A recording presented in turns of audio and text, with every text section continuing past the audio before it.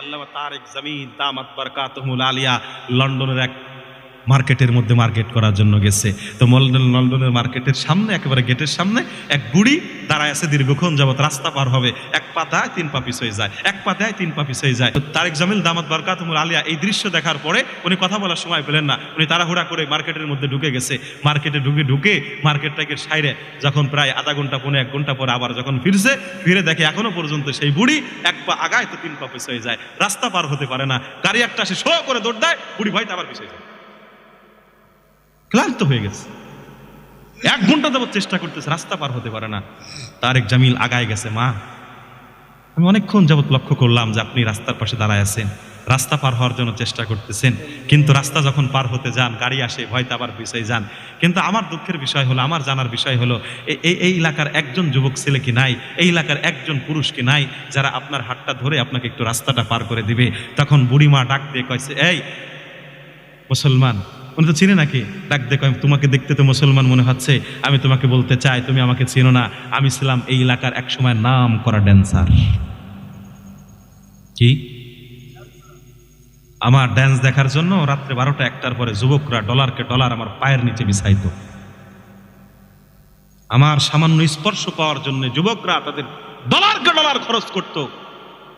কিন্তু দুঃখের কথা কি বলবো, আজকে এক সময়ের কার সেই নাম করা ড্যান্সার, নাম করা সেই গায়িকা নায়িকা, আজকে আমি বয়সের ভারে এমন বৃদ্ধ হয়েছি, আজকে আমার শরীরের চামড়াগুলো টাইট নাই, ঢিলে গেছে, আজকে আমার শরীরের চামড়াগুলো কুঁচকে গেছে, আমার কালো চুলগুলো সাদা হয়ে গেছে, আমার শরীরের মধ্যে বার্ধক্যের ছাপ পড়ে গেছে।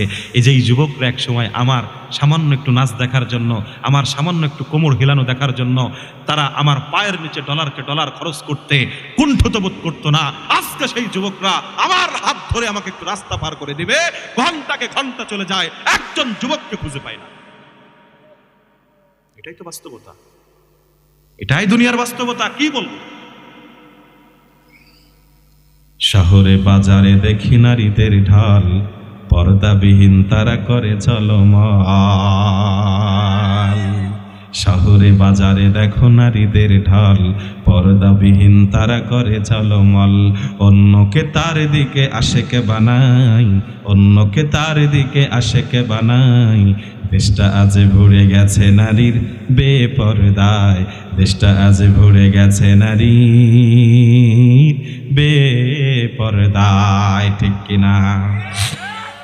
ইবলিসে আজম বাংলাদেশে আগমন হয়েছে নারীর বেশে,